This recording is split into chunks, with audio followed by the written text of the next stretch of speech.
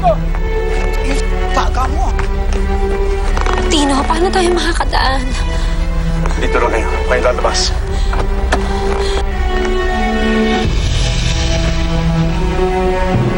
Padaanin niyo kami. Don Ernesto! Ilabas niyo ang sanggol na halimaw! Los nyo! Tama! Ilabas niyo! Sabi ng padaanin niyo kami. Balis kayo sa daanan namin. Matang sila! Bilis! Huwag niyo silang sundan. Hindi na kayo inaano. Paranin niyo kami! Hindi kayo makakatakas dito! Hanggang ako pala! Salot! Amin na! Ano ba? Sirena! Tapos yan! Kailangan sumakay yung salot na yan! Sumakay na yan! Totoo! Serena ang anak ni Tino!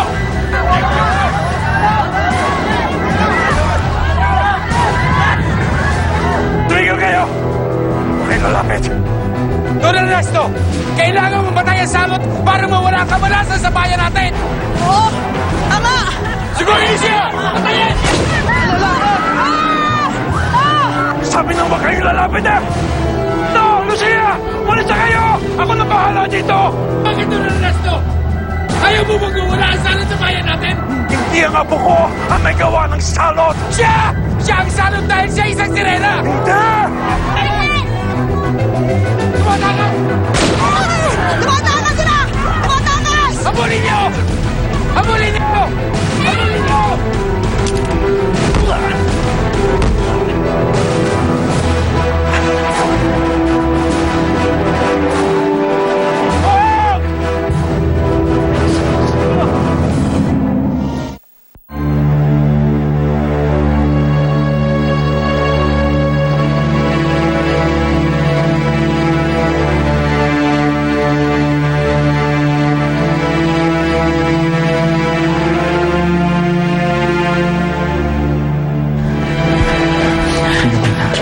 Tino, wala na ba sila? Bakit ba nila nagtatakutan ng anak natin? Bakit ba tayo ginaganito? Wala naman tayong kasalanan sa kanila. Lucia, meron silang bagay na hindi naintindihan na natatakutan nila. Anong gagawin natin? Anong gagawin natin? Siguro mas maganda kung lalabas muna ako, maghanap ako ng pwede nating masakyan. Papalayo rito sa bahay Hindi, na to. ayoko. Hindi ka alis. Ayoko. Lucia, matatagpuan din nila tayo dito kapag hindi tayo umalis dito. Ayoko. Sige na, mas maganda nga kung pwede ko silang kausapin eh. Ha? Hindi, ayoko. Huwag mo kaming iiwan. Huwag mo kaming iiwan, Tino. Lucia, hindi ko kayo iiwan. Bakit ko naman kayo iiwanan? Mahal na mahal ko kayo na anak ko. Babalik ako. Pangako, babalikan mo kami. Nangangako ako, babalikan ko kayo ng anak ko. Kailangan lang malaman ng taong bayan na hindi salot yung anak ko. Walang kinalaman yun sa mga nangyari dito sa bahay natin. Tino, nagmamakot ako. Nagmamakot Huwag ako. ka matakot. Huwag ka matakot. Nangangako ako, babalikan ko kayo. Tama na.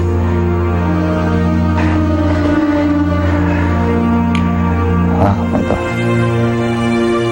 Hawakan mo. Ibigay yan sa akin ng lola ko nung maliit pa ako.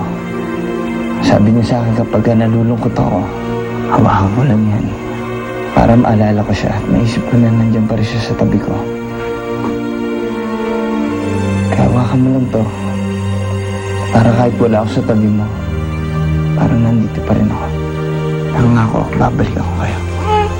Ha? Sandali lang.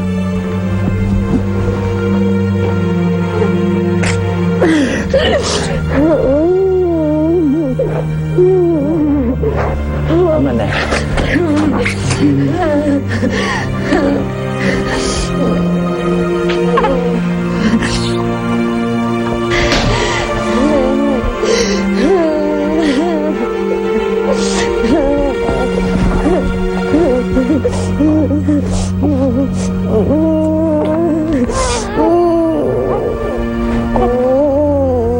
Hinahabol ng tao si Lucia at si Tino. Opo, Doña Felicia. Pinipigilan namin ang mga tao pero galit na galit sila. Salot daw kasi ang apo nyo. Ano? Nahuli niyo na ba si Lucia? Hindi pa po. Pero pag may balita na, sasabihan ko po kayo. Hepe, kahit anong mangyari, protektahan niyo ang anak ko. Protektahan niyo ang asawa ko. Biktima din lang sila ni Lucia.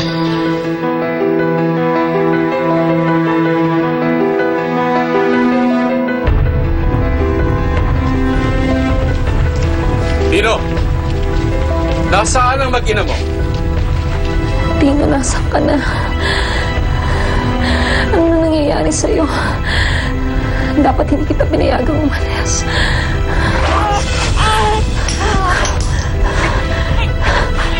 Jezebel, tayo na. Ibigay mo sa amin ang anak mo. Walang kasalanan sa inyo, anak ko.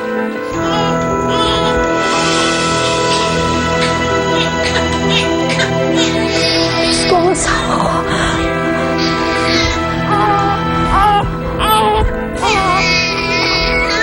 Meron siyang kasalanan.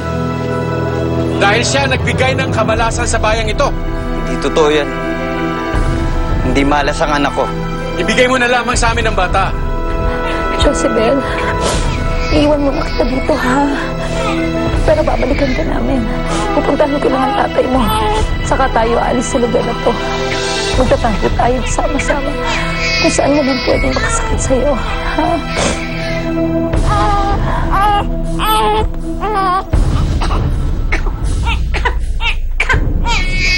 Hindi nyo masasaktan ang anak ko.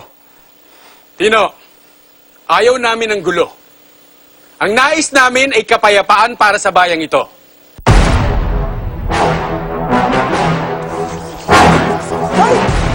Hayop ka! Sing? Dahil sa anak ko, namatay ang anak ko.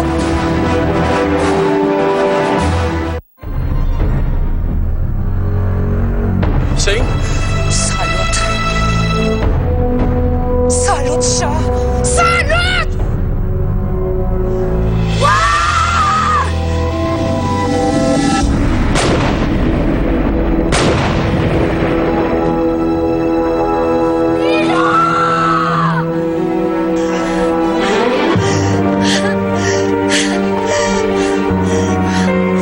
Dino! Dino! Dino! Huwag ka magsalita, huwag ka magsalita. Baka makasama sa'yo. Dadaling kita sa ospital.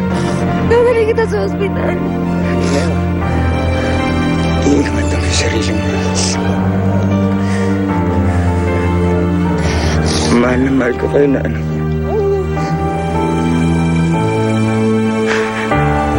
Ingatan mo si Jezebel. Dali mo siya sa dagat.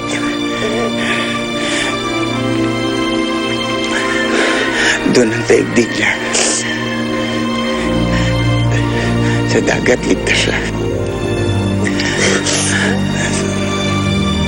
Dito kahit kailan di magiging ligtas ang buhay niya. Kasi tandaan mo, mahal na mahal kita. Mahal na mahal ko ang anak ko.